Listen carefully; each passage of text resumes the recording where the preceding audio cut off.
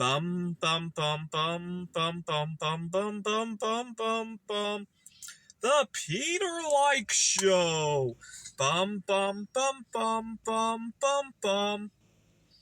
So as you guys have been following, I've been eating a lot of celery, and I've been getting a lot of good results from it. Celery apparently has a chemical that makes some guys attractive to girls. In fact, the chemical apparently in animals causes a female animal to go into a mating stance.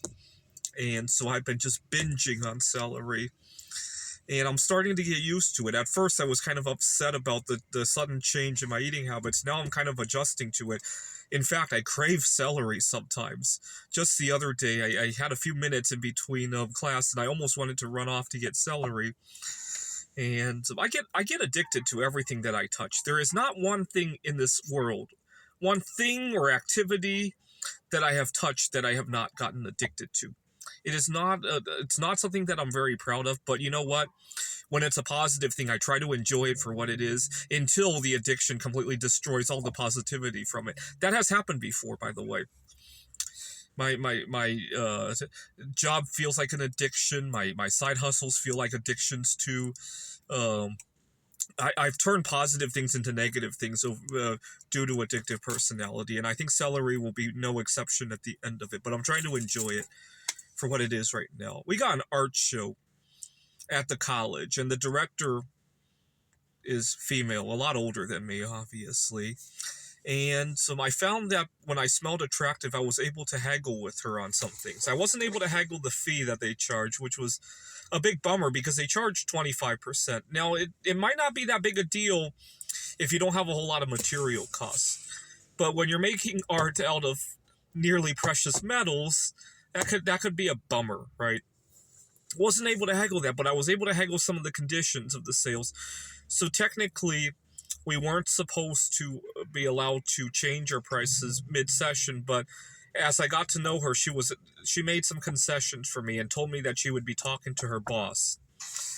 And I credit the celery for that because she did seem to be interested in what I had to say. Usually I have a hard time getting my voice across, things like that.